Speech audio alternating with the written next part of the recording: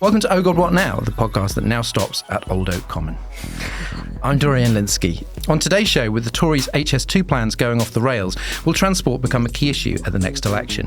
And how are social attitudes shifting in Britain? We step away from the culture war battlefield to discuss what the latest social attitude survey tells us. Then, in the extra bit for Patreon backers, the Hollywood writers' strike is over. Did they get everything they wanted? And what does it mean for other creative industries? Let's meet the panel. Hannah Fearn is a columnist and journalist focused on social affairs. Hello, Hannah. Hello. Suella Braverman gave a speech to a US think tank on Tuesday, railing against the 1951 UN Refugee Convention and claiming that multiculturalism has failed in the UK. She was swiftly rebuked by the UN and her figures shredded. Was she going rogue, do you think, or doing Sunak's dirty work? I think that some, if not all, of this is entirely her own. Some of it is quite remarkable, particularly her comments about gay people seeking refuge. She said that it's wrong that you can claim refugee status simply for being gay. Nobody has ever done that. People claim refugee status for being gay because they are also at risk of being beaten, tortured, imprisoned. Converted. In scare quotes. Any of those things. Well, that's what you need to show. Apparently 1.5% of asylum claims in the UK last year cited sexual orientation. So it's a tiny proportion anyway. And this is a real risk. Why she's playing it down, I have no idea. In Uganda, a new law was passed in May, which directly allows the punishment of life imprisonment if you're found to be in a homosexual relationship. Suggesting that this is not the most grave abuses of human rights is bizarre. And actually that is not Sunak's position. So this feels very much like her going really rogue. You did some weird numbers, didn't she? Because she said that in her interpretation, the UN Refugee Convention gave refugee rights to 780 million people. Currently, according to the UN Refugee Agency, there are 35 million refugees in the world. So it's kind of slippery slope gone mad. Yeah, exactly. I mean, it's really interesting because she's asking questions, I think, around what is a refugee? And she wants us to have those questions within communities. And we know where that leads. It leads to division and hatred. But it is an interesting question for the Home Office as well, because this is clearly a debate that's going on internally. And if you speak to anyone involved with refugees, they will tell you about the huge difference between people coming from Ukraine and the handling of cases from Syria and Afghanistan. So there is a purely racialized element in that. And to deny it, which I'm sure they would if you called the Home Office. So I think her comments are part of that soul searching that the Home Office needs to do and coming out with some very, very worrying conclusions. Well, she's far right. I mean, she would be, more suited in a proper far right party than as Home Secretary. What I wonder is apparently Sunak did sign off, number 10 signed off on the multiculturalism has failed, which is, Given who she is, that's a remarkable statement. I suppose she would claim that it's not multiculturalism with her. It's assimilation. Like the idea of multiculturalism is sort of somewhat different. So she's like, well, it's not me because look at me. I hate other cultures. You know what I mean? I'm not multicultural. Yeah. I am a racist. There's that line where she said the ideal number of migrants is not zero. And the way she said that suggested it was very, very small number above zero. It was maybe 10. So what is she there for? Like, why is she there? Why is Sunak got a far-right Home Secretary who continues to say stuff which seems to be a weird mix of stuff that's been approved and just kind of freelance stats? Well, I mean, politically, they were getting close to the who's left argument, and we're in a rundown to what I now believe will be a May general election, because we're going to talk about HS2 later in this show, and just symptomatic of how the whole thing is unravelling at such a pace that there's almost no point getting rid of a dangerously explosive, I suppose, Home Secretary that can cause him more problems at any point. It's just too much work, isn't it? But she's also freelancing for, to stand as next Tory leader. She's setting out her stall for that. She's not going to be the next Tory leader. She may well be. It's fucking absurd. She won't be. She absolutely won't be. Can we clip this We bit? shall see. I mean, she's just she's not just far right. She is palpably inadequate and immensely unpopular. Now, that didn't stop Liz Truss. I was going to say, there's a year ago. Yeah, but I don't know.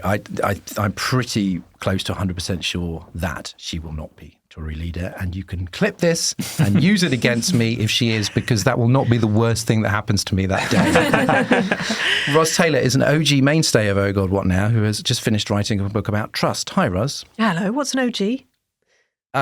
Well, it's from Original Gangster. Ice-T. Oh, I see. Original Gangster. It just means Sorry. original. You're just so much more up on music. I mean, than me. the song is about 30 years old, so, Exactly, but, Ice-T was never really part of my listening. I thought everybody said that. The Lib Dems conference was this week. Leader Ed Davey managed to get the wrong headlines by diluting the party's pledge to rejoin the EU and being defeated by members on a U-turn over house building. What is going on with Ed Davey's Lib Dems? Lib Dems are in a very difficult place. They badly need to differentiate themselves from Labour, and particularly from Starmer's Labour. When Jeremy Corbyn was in charge of Labour, it was a much easier task to say, well, we're not, quite far left as Jeremy Corbyn. We're more liberal and we're more centrist and so on. But now that doesn't really apply in the same way. And listening to Ed Davey's speech, it was a ton of lifeless cliche, except for the section when he talked about his mother dying of cancer, which he was clearly very, very heartfelt. And there were, strong, compassionate vibes there. But the trouble is that is an area where people also trust Labour. And Starmer has also talked about his family's, reliance on the NHS and his mother's illness and so on. So it's difficult to really find the ways that the two parties are different. There's a sense that the party is hedging on things like house building. It was interesting this week to see that the Young Liberals at the party conference decided to make a stand for house building and against NIMBYism, which was quite an interesting generational divide there in between the younger and older members of the party. But there is still the sense that Labour would be more prepared to push through changes in house building and just would be more determined about it because the Lib Dems are always so dependent on their local activists who are often opposed to it. But given that Lib Dems are not going to be in charge after the next election, you need a distinctive offering. And you'd think that you would be able to go out there and make it. But Ed Davey is clearly struggling to do so. He doesn't appear to be very good at it. No, he isn't. I hate to editorialise. No. But he doesn't seem great. I mean, Lib Dem leaders are often very charismatic. Ed Davey, sadly, is not. Finally, somebody who is charismatic is comedian and internet sensation Matt Green, whose 2024 tour dates are selling fast. Hope they don't clash with the May election that Hannah has predicted. I really hope they don't either, because I'm going to have to rewrite a lot of stuff. So I just mentioned that Ed Davey has diluted the Lib Dem pledge to rejoin the EU. He hasn't ruled it out. He goes, well, the long-term goal is rejoining, but it's not on the table right now. There was a rejoin march through London last weekend with Guy Verhofstadt and Gina Miller in the vanguard. The consensus appears to be, as with Labour, as well as the Lib Dems, that, it's not going to happen anytime soon. What kind of momentum does Rejoin have now? Is it just like it's important to get out there and to have a protest, but you're not expecting it to happen soon? Yeah, I think so. I mean, I was asked about the Rejoin March. I think someone invited me to go on it, and I would quite like to have gone, although ironically I was in Europe last weekend, so couldn't make it, partly because British Airways cancelled my flight and I couldn't get back in time. And I had a look into it. I mean, I don't think it was a huge march. I think according to their Facebook page, there are about 20,000 people there maybe, which is not bad, but not exactly. It's a lot. It's not the numbers that we saw for the the anti Brexit marches of 2017 and 2018. And of course, there's no political party backing them. And so I think that does mean that they are currently, the vanguard. They are the people right at the front saying this isn't sort of fashionable, but this is what we believe in. And I think that's great. And also the polling is very clear that I think the latest polls are 50% of people saying rejoin is what they want to do and 30% saying no, or between 30 and 30, sort of 5, 6. So it's not yet an overwhelming majority, but it's definitely going in that direction. It's funny, isn't it, that politically they're completely out in the cold, and yet they've got about half the country agreeing with them. So you'd be depressed if there weren't marches like this, right? Yeah. Rishi Sunak and his ministers have been struggling to defend the prospect of cutting HS2 short this week, but should they be just as worried about the country's other transport problems? Hannah, for listeners who didn't catch Tuesday's show, what is the current state of HS2 plans that has made everyone so very disappointed? So, Sunak is under great pressure to scrap the Birmingham to Manchester leg, mainly due to spiralling costs. There's anger on both sides of that argument, and it's been blowing up this week because interventions have been made all over. So, business leaders from Manchester have written to government and said, if you can this, it's the final nail in the coffin of levelling up. We're furious. This is absolutely undermining the whole economy of the North. What's the point of infrastructure if it doesn't reach us? Well, you can't do levelling up without transport. From HS2 through to local bus services, it's absolutely fundamental. Yeah, you're right. And then on top of that, Labour have waded in this week and blamed Sunak for allowing spiralling costs to occur on his watch. Obviously, he was Chancellor, followed by PM. So, they want to make sure that everyone's clear that it's not their fault, that, Labour has nothing to do with this, we'll wash our hands of it. But I think that's a really worrying intervention because it indicates that they are also gearing up potentially to scrap it. And that would be completely the wrong decision, in my view. So that's very unhelpful. And the other debate that's going on is that there's this argument that it should stop at Old Oak Common instead of pulling all the way into Euston. Yes, that would save a bit of money too, but for very many reasons, it's obviously the wrong thing to do. If you're getting on it at Birmingham, Old Oak Common doesn't sound like a destination you want to go to. And you're more likely to get one of the slow ones to Euston. It makes no sense at all. Very, very frustrating debate. That's where we are today. Andy Burnham, doing his King of the North bit, is threatening to sue the government if the northern leg is axed. And this is just after he reintroduced locally regulated buses to Manchester after 37 years. He's quite good at politics, local politics. Is he onto something with this focus on transport as something which is a very emotional issue, not just emotional if you're having a rough time on the train, but in terms of civic pride, these Manchester buses, it's like they're all B branded. Sure, and actually, funnily enough, Manchester used to have a pretty decent privatised bus service about 10 or 15 years ago. So it may have got worse. But actually, it's certainly not the worst city served by a privatised system. So the fact that he's latched onto that and taken it in-house, I think you're right. It shows that he realises this is what people are talking about. And he will have also clocked that the Great British Railways fad of Boris was very popular. It's not actually renationalisation, though a lot of people don't understand what it is and they hear it as renationalisation and they believe it to be positive. So he's copying that a little bit as well in the area that he controls. And obviously younger people love the green economy and want more public transport. So there's a youth vote in it too. Ros, I discovered researching this that Leeds is the largest city in Europe without a metro system. And rural areas are particularly badly represented, serviced, but the north in general. Is Burnham right to feel aggrieved and to make this a regional issue about that London or that Old Oak Common, as we are now known? Yeah, no, he completely is. I mean, this rubbish transport in northern and Midland cities is, it's a symptom of the failure to free up cities to govern themselves and to raise revenue so that they can improve public transport, basically, because the Treasury wants control of everything and to keep tight control of that. And so they just haven't allowed that to happen.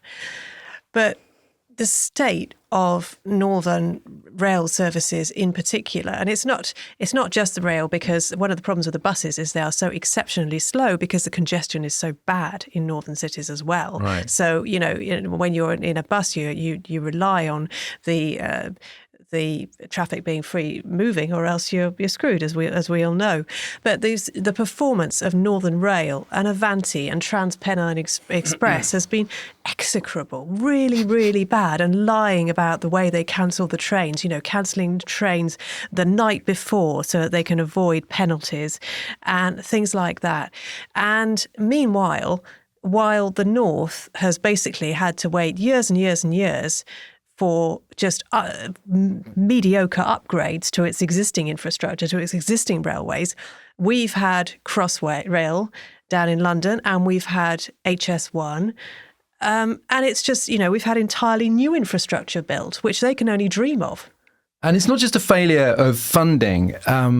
The UK spends up to 8 times more than its European neighbours on road and rail projects. These numbers are quite remarkable. The first phase of HS2 cost £396 million per mile, compared with a similar link between Paris and Strasbourg that cost £31 million per mile. The Elizabeth line cost almost £1.4 billion per mile, 20 times more than Madrid's subway network, per mile.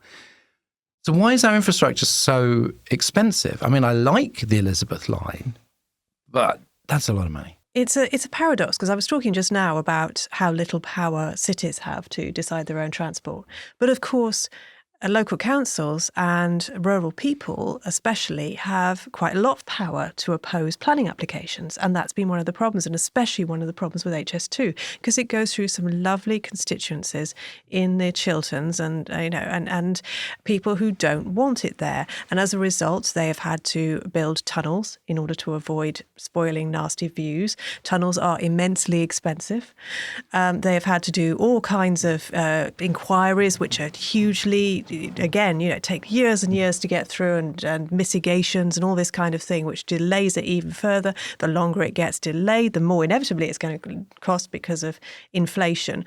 And of course, the cost of land in the southeast is very, very high. Would my favourite plan of criminalising NIMBYism help here? Well, yes, it depends what you mean by NIMBYism, of course. But yeah, one day when you've moved out to Chipping Sodbury and care deeply about your view, Dorian, and I'll be insisting on tunnels. Yes, because another factor that has been suggested is the churn in government, and one of the people who had promised a big report on transport was Grant Shapps. 4 or 5 jobs ago, report has not materialised. And so this absolute chaos that I think we talked about on the podcast recently of Shappsism, where it just nobody stays in the same job long enough, seems to create constant sort of indecision and U-turns. Foolishly, he called the Great British Railways plan the Grant Shapps plan, which basically gave them a licence to drop it as soon as he left the brief. So that was a bit stupid. 72% of people tell YouGov transport is important to the economy. Now, considering the economy is all that the major parties want to talk about, or mostly, is that the way to kind of make transport more of a priority? Is to sort of go, well, look, this is what the benefits are, in the same way that Labour has had to focus their green plan on the economic advantages. Yeah, I mean, transport can mean anything to different people. I mean, it can be motorways to some people. It can mean bypasses to others. It can mean trains, buses, trams. So when you say transport, that's a massive term. But the thing is, people like the idea of better transport in theory, but in practice, when it actually has to be built, that's when the problems come in. There's also, I think, a bit of a problem because people have been hoping that electric vehicles will make the difference and electrifying cars will help to solve the problem. But of course, it will not solve the problem of congestion. It will only solve the problem of, not completely, of pollution. And you need public transport in order to get people off the roads in the first place. So that is, although EVs are very important, that's also been a bit of a distraction. Matt, you've just returned from Switzerland and you were swooning sickeningly over the transport system there. Why is it so good? What's it like having a functioning transport system? Well, I've never been to Switzerland before, and I went to do some shows in Zurich and Basel, and I just found it just kind of quite embarrassing getting there and seeing how incredibly integrated the transport system is. The buses, the trams, the trains, you can get one ticket which covers all of them, even in different cities. So you can buy a ticket in Zurich, which takes you to Basel, and then you get trams in Basel and all that kind of stuff. It's just very well organised. There's trains all the way through the night. It's beautifully clean everywhere. The trains are double-decker trains, which I know there are reasons why that can't always happen in this country, but they are just cool. It did feel like being very sort of cool. 10, 20 years ahead, in terms of transport. And also just simple things like things kind of run on time. And when they don't, there was a situation where I was on a train quite late at night after a show back from Basel to Zurich, and it was going via somewhere, and there was quite a short connection time, and our train was running a bit late. And I was kind of worried about it and slightly panicking. And I realised that no one else in the carriage was panicking. And it became clear why. It's because when we got to the station, there were announcements in 3 languages, which is better than, we barely have announcements in 1 language in some of the trains I've been on. And they explained exactly where our connecting trains were. They'd all been held, all the connecting platforms, we were told where they were. And so there was no problem. No one was worried about it. And I told this story in a gig last night in London, and there was just like a sigh from the audience of like, oh, imagine that. And that's the thing, that we're so, like in this country, particularly at the moment with all the strikes and everything, that there's so much stress involved in public transport that every time you get on a train, you're worried it might be cancelled, or you might, if you book something ahead, you've no idea if it's going to happen. Well, that's why this seems like it's such a personal and emotive issue that people on Twitter may have seen this sort of viral thread from some poor guy who's trained to Glasgow. It was Edinburgh via Glasgow. Was it Edinburgh via Glasgow? Stopped at Preston, and then they had to get a fleet of taxis, and then there was somebody else on the same train who was looking after like 50 school children, and they had to secure a coach. And I think, it's the reason why these things go viral, because everybody they've either been there or they fear that they could be there, and that it is one of those kind of political issues. Like if you've got a house and you're happy whether you live wherever, you might not care about house building. There's lots of issues that you might not care about, or they might not directly affect you. But transport pretty much affects everyone. Yeah, I remember reading a very interesting book a few years ago, The Happiness Hypothesis by Jonathan Haidt. And one of the things in that he talks about is sort of things that you can cope with and things that you can get better at over time, and things that you can't. And one of the things he said, people never, based on various studies, people can never kind of get over is commuting. Like if you have an hour's commute, that will always feel shit. You'll never get to a point where you go, I can just do an hour's commute, no problem. And the idea is that if you can reduce that somehow, or if you can bring offices closer to people or bring people closer to their offices, that will make a fundamental difference to people's happiness. Because commuting is always so stressful, there's no way of knowing if you're going to be on time every day. You've got to, if there's a chance that the train will be slightly delayed one day, then you've got to leave a lot earlier every day. And it's all that sort of dead time, and particularly also for driving, obviously, if there's going to be a traffic jam, you've got to leave earlier. And so I think transport is very personal, and people kind of get very sort of stressed and angry about it, and they feel like there's nothing they can do about it. And I think going to Switzerland was just a moment of like, oh, it can be much better if you invest more, and they do, and they're really proud of it. I went on the Swiss transport website today, like the government transport, and they're so proud of it, and they make a big thing of, our public transport is the best in the world, and we invest so much money in it, and And they're not constantly competing with each other. I mean, one of the reasons why they were able to delay those trains is because they all run by the same company. Yeah. In Britain, when a train is delayed, the other companies don't have an interest in delaying it, because then they are going to have to pay or compensation to their passengers for for them being late as well. This all just uses up a vast amount of pointless bureaucracy. And I found some figures actually about Swiss trains, which I thought were quite interesting, which is that they invest around around 1,000 Swiss francs, which is roughly £1,000 per year per person.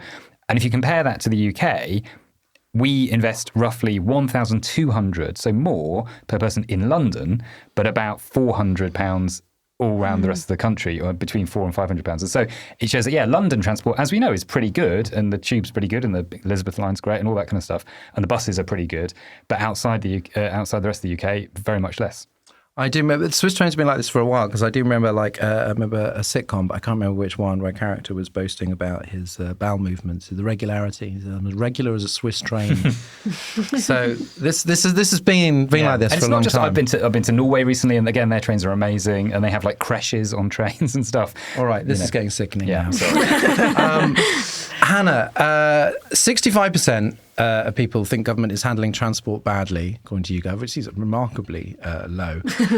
Labour wants to do things differently, but the transport website Route One claims that little separates the UK's two main parties when it comes to transport policy. Is that fair, or do Labour have some cunning plans? I don't actually think that is fair. Labour have really focused on buses so far, and what they've been talking about, they haven't said much about trains, probably because they don't perhaps diverge as much on that.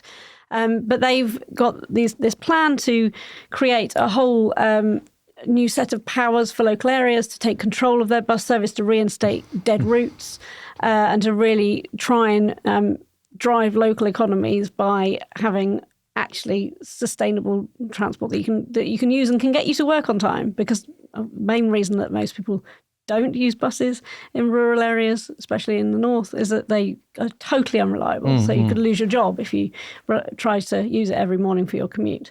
I heard some really interesting stats this week, though, is that one of the reasons that HS2 and the catastrophe therein isn't so frustrating to people, and maybe one of the reasons why that figure is so low, and you think, is that actually more people do use a bus to get to work than use a train for their commute.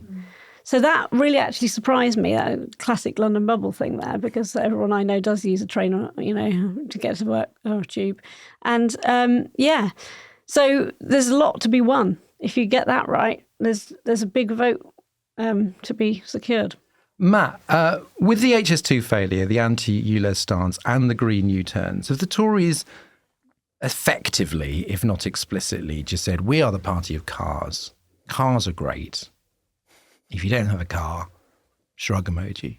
Yeah, it feels to me that they've decided that they're on the side of like the most downtrodden, discriminated against, and at risk minority in this country, which is motorists. I hate the word motorist. I mean, I have a car. Yeah, exactly. But if anyone called me a motorist... I identify as a motorist. I think that's the problem, is that people sort of act as though, as soon as you step into a car, you lose all interest in pedestrians, you don't give a shit about air quality or climate change or safety. You just want to get where you want to get as fast as possible. It's almost like an ideology, motorist. Yeah. So it's almost like being like a Marxist or something. It's like, I believe in motoring. I'm a Jeremy Clarksonist. Yeah. You're That's Mr. Toad, And that's the problem. And so there's this idea that people who have cars do like driving and do like not being stuck in traffic jams and things, but that doesn't mean that they're all, they're all sort of road hogs and love pollution and stuff. I think it is mad, but it feels like Rishi Sunak has basically gone, well, my 5 pledges haven't exactly set the world on fire, so maybe I'll try that. Analysis of what Sunak is thinking now has just really come down to it's just like you just assume desperation. Yeah. Ros, there's lots of issues with trains not getting there or getting there, but being startlingly expensive anyway. We also have a wave of tube and rail strikes starting on Friday, when most listeners will hear this episode. The RMT so far has been quite popular with its strikes. How about now? Like, is people's patience going to wear thin, do you think, with the next wave? I think it's beginning to, though. It was dropping a little bit between February and May this year. I haven't seen any more recent polling than that on what people think of the RMT. The situation with the RMT at the moment is that the Network Rail side of things has been settled. So being people like signallers. They've accepted a pretty generous pay deal, but they were historically always paid less than train drivers. The train drivers are holding out because they've been offered 4%. ScotRail has offered them 5%. Transport for Wales has offered them even more than that. But we've in England, they've only been offered 4%, and they haven't had a raise since 2019. So they're pretty unhappy about that. On the other hand, the RMT has been very successful in the past in driving up the wages of train drivers. They are really very well paid. They also benefit from quite a lot of overtime. And the strategy, you have to have a sort of grudging admiration, I do, for the RMT, because, they do push it absolutely, and they always have the interests of their members at heart. But in a world, the world we're in at the moment, where other public services have agreed to settle for 5% and so on, they may well, if they keep on striking, get 5% in the end. But it's certainly frustrating for the passenger, put it that way. And I feel it particularly because it just drives people away from the railways. The more strikes there are, the more likely you are to buy a car, because you haven't got, you just cannot rely anymore. And of course, it's more polluting. I see the difference when there are rail and tube strikes on the roads. There are more cars out there, and that is sad. More converts to motorism. Yes, exactly.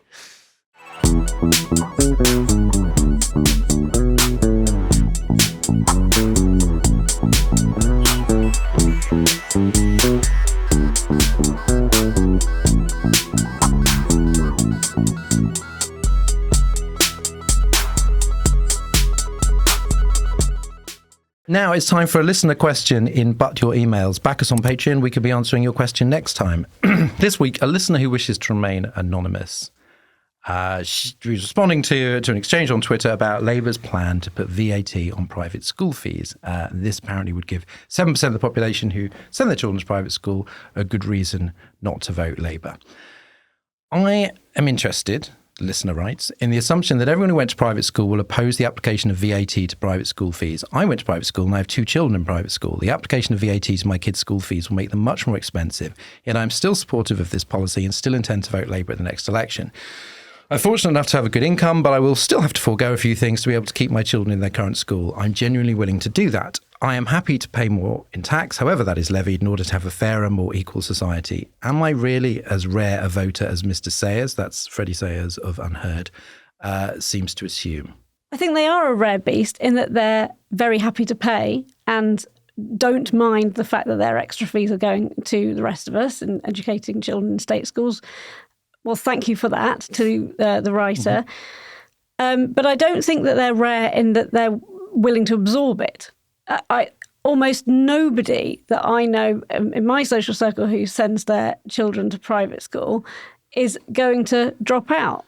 Because, first of all, these people can definitely afford it. I have some friends whose partners are in the city and whatnot. The money is there. Their children are settled.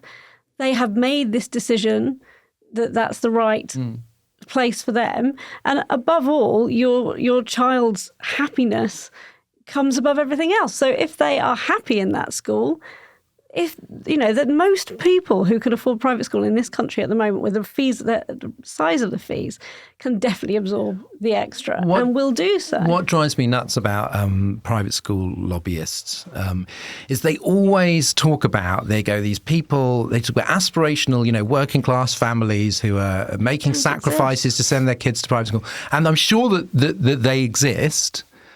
But they are not your median private school parent who is absolutely at the limits of their, budget, and that this would throw them out of the private school system. You look at the fees, you look at the people that go to them, you look at the people that come out of them and into politics.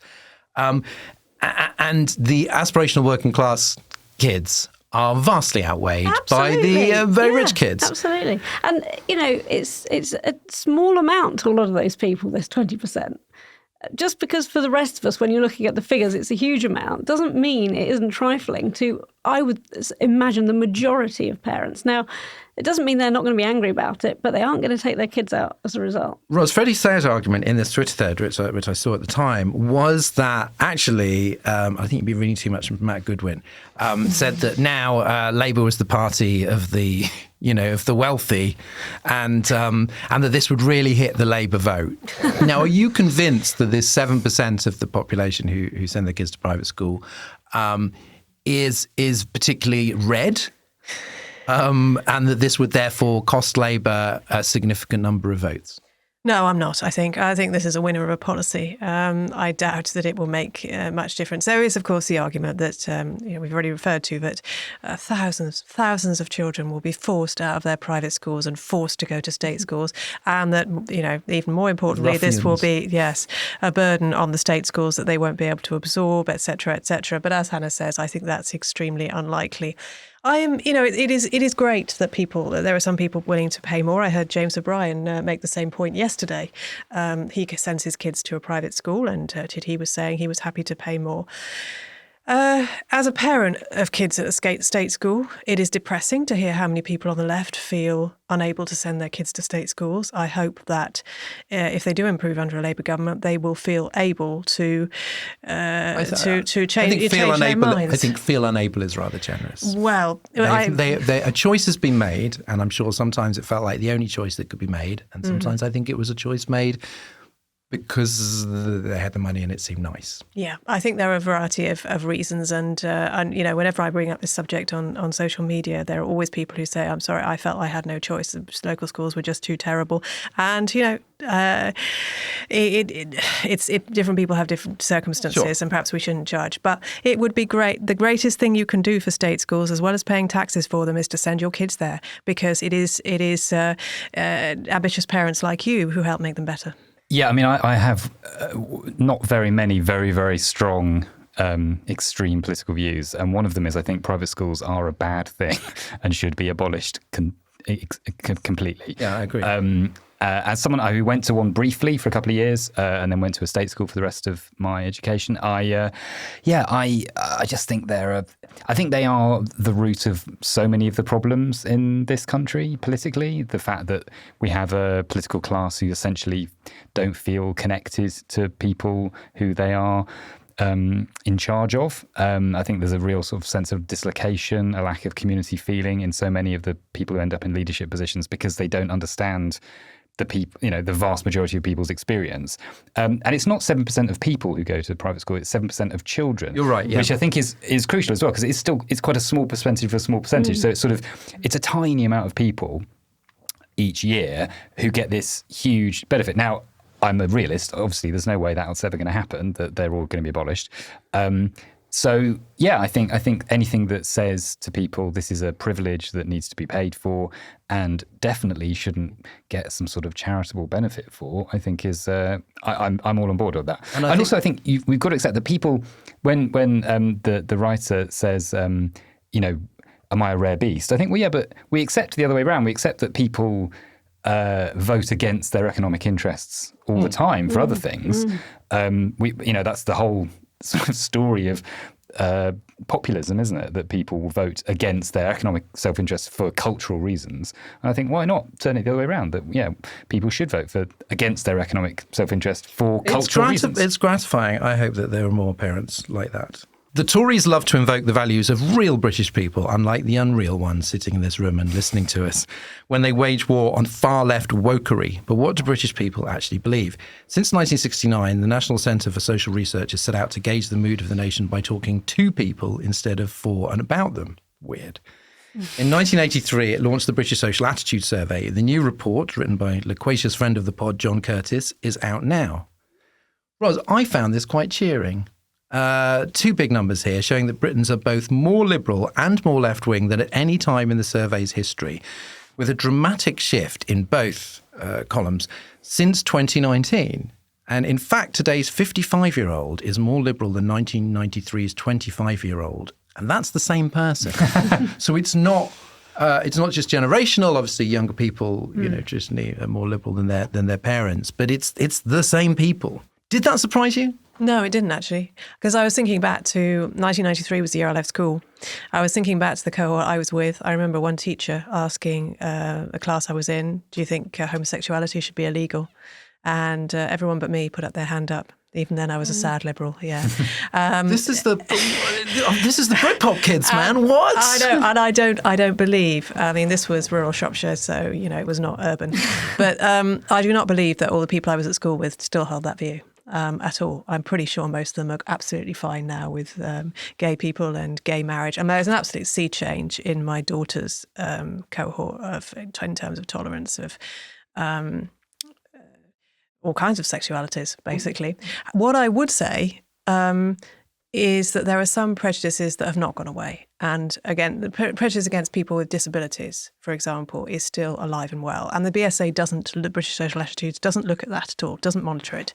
Sometimes prejudice migrates, and especially it migrates among kids who are often capable of being extraordinarily cruel and nasty to each other. And I think that we still have a problem with that kind of prejudice because, gay people are not seen as a drain on society. Disabled people are.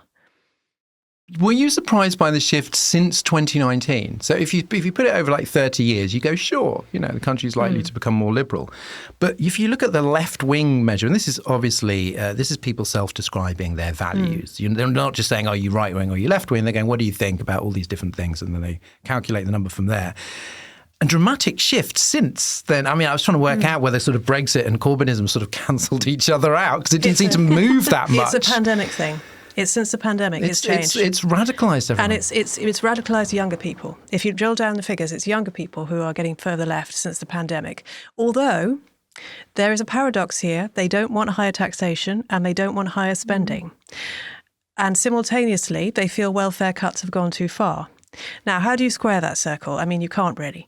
But it speaks to a story of generational unfairness and younger people feeling that, there is a welfare state that they're not benefiting from and they really can't afford to contribute anything more towards it because they are so overstretched.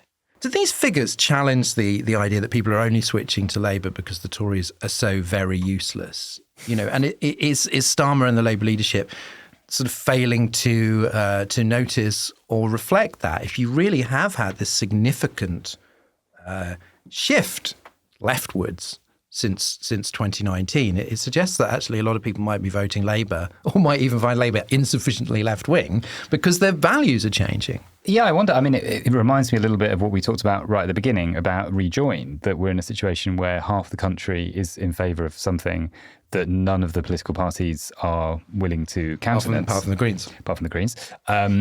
And maybe we're in a similar situation here, that the parties are almost behind the population, that for the parties coming out of COVID has almost been a question of trying to sort of reset back to where we were before. And Labour is trying to do this very sort of don't scare the horses, let's try not to mention Brexit, let's not try to mention anything that's too left-wing in case it reminds people of Corbyn. And actually perhaps the change in people's attitudes is way ahead of that. But then maybe it is more in the younger cohort of people who therefore are unfortunately, less likely to vote, less likely to live in marginal constituencies. So perhaps, in a way, the country is kind of ahead of people on average, but the parties know that actually the people they need to get are still the older people, still people who maybe aren't quite as far ahead on that sort of change. So broadly speaking, we're talking about sexuality, attitudes to race, attitudes to, unmarried parents, abortion, some of these things that were not so long ago, really quite divisive. And the country has become more liberal across the generational cohorts. Now, the right is obviously invested in making out that the UK is more sort of prejudiced than the figures show, because obviously that's who Suella Braverman is talking to. But there are parts of the left that are invested in that as well, and got racist Ireland and stuff like that. And it's not to mean that any of these prejudices have gone away and that you should not take them seriously. But is there perhaps like a danger on the left of thinking, oh, this country is so bigoted? I find sometimes if I tweet about Suella Braverman, which I do quite a lot, people go, it's going to work, though. She knows who she's talking to. Yeah. And it's like, well, this survey at least suggests not. Yeah, it's really difficult, isn't it? Because I think, on the one hand, obviously, you never want to say anything like that has been solved. No. We're never, we definitely haven't got to a point where, racism or sexism or, anti-homophobia and things like that have been solved. But I think it is worth saying, and it is worth occasionally, I guess the problem with the left is, on this point, is that the left is always trying to improve things, and that's great.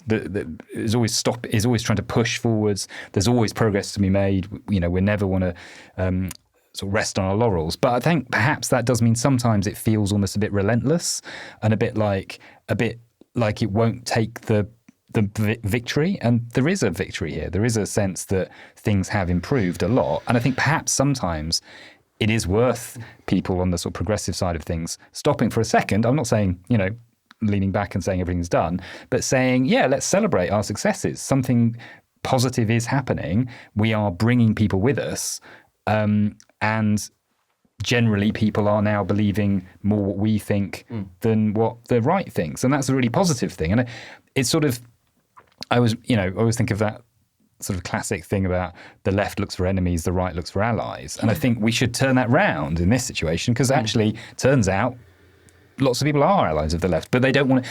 But the danger is that if you go on, Twitter, and you say something that's a millimetre to the right of something that someone left has said, they'll attack you and call you a fascist. And so there's that danger that if you don't let people say, well, yeah, we have come a long way, there's still a long way to go, but we've come a long way, then people perhaps can start feeling a bit sort of depressed about it and think, I may as well, you can't say anything these days, all that kind of nonsense. And then you end up kind of getting dragged in that direction. Sounds like something a fascist might say.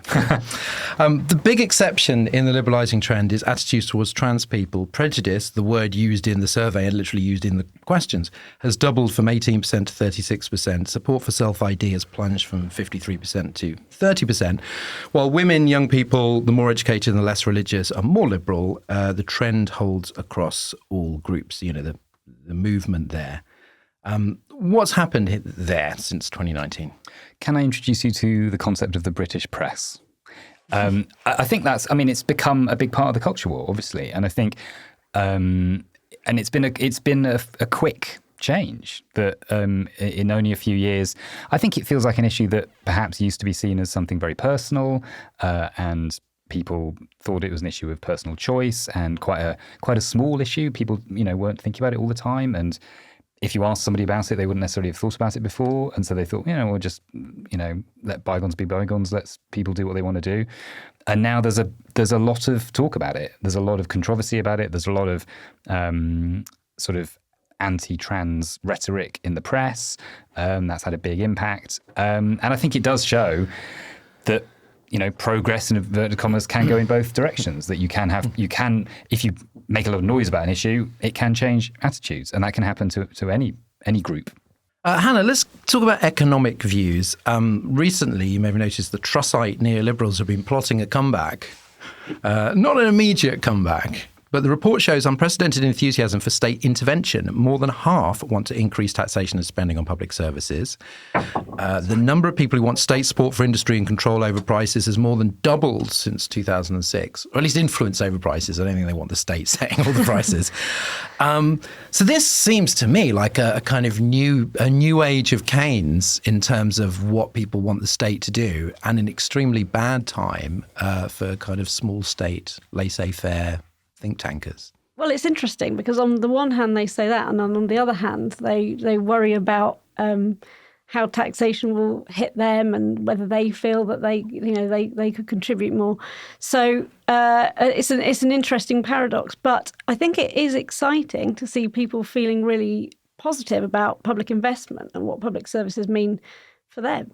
I do think the pandemic has had a huge impact on that, because we depended, quite literally, many people, on the state to survive during that period, and the state stepped up. So I think it has shifted a mindset around what the role of the state is.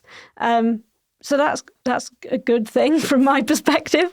But, when you say they don't want full state control, actually support for rent control on prices is quite high. So in some sectors, yes, they do want that. Well, as Ros pointed out, there's an interesting sort of blip here in terms of young people or being, woke reds, is that they are much less keen on increasing taxes and spending. 43% of younger people versus 67% of older people. So on that, if you just took that stat, you'd think that it was the boomers who were being, who were the lefties. So, because it doesn't seem to add up in terms of any of the other values on the left-right scale. Is this just a howl of generational unfairness rather than a kind of a truss-height approach to taxation. I do think it is that. That's what I was just referring to. So you got this overwhelmingly the people with that coming particular through, generation.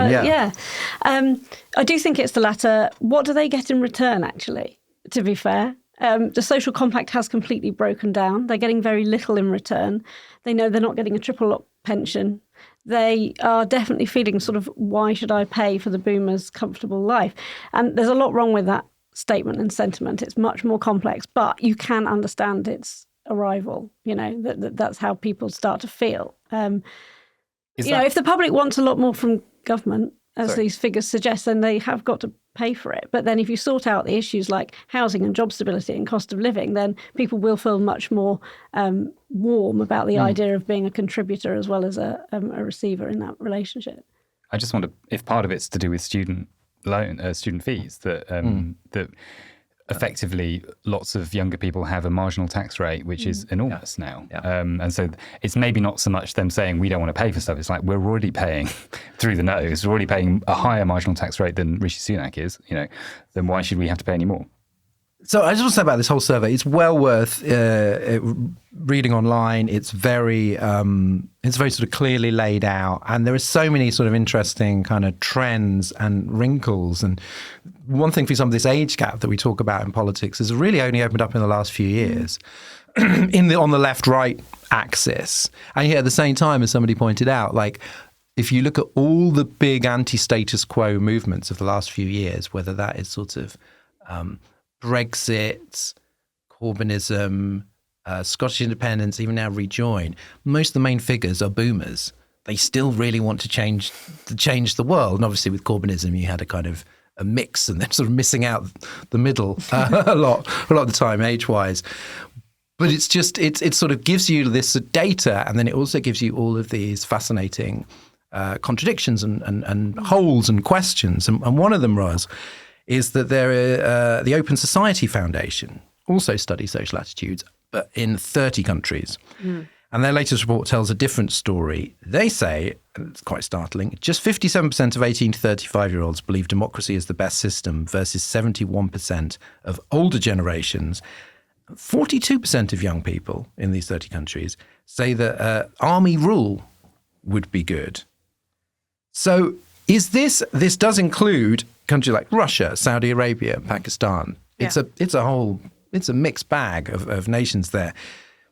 How does the UK come out of it? Does this make the UK a bastion of liberalism while we're kind of, running towards liberalism? In some ways it does, although you wouldn't think it to look at the headline figures, because 82% of Britons say it's important to them to live in a democracy. And that is much less, oddly, than Turkey, China, India, places which are arguably a bit less democratic than the UK.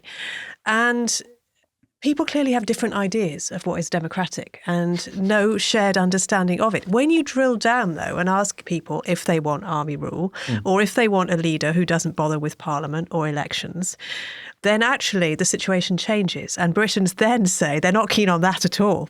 And the only country less keen on that than us is Japan.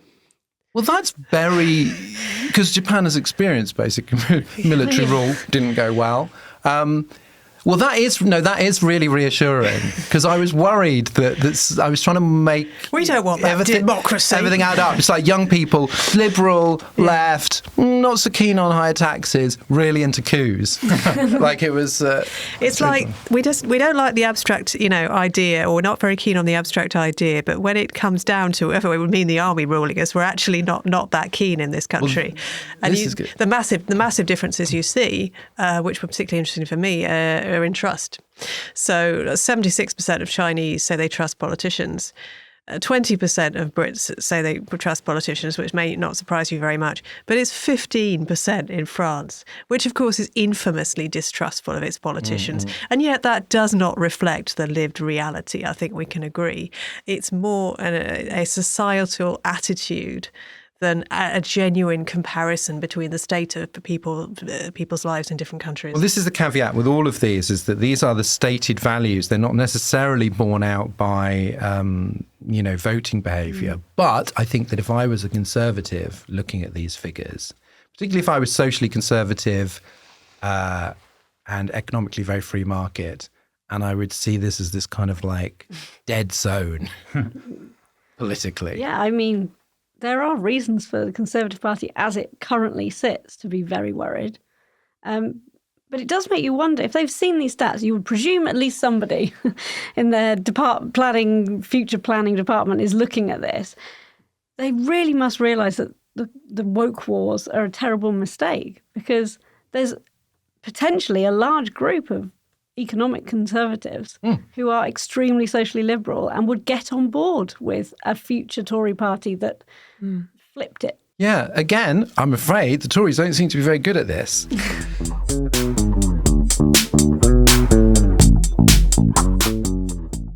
And that's the end of the show. Before we go, let's do a quick round of Under the Radar. Matt, kick us off. Well, my Under the Radar was that last week a report found that 95% of all NFTs are now completely worthless. That's quite funny. Which, I mean, I think we all felt that was going to happen, but it happened pretty quickly. It's a couple of years since the big boom.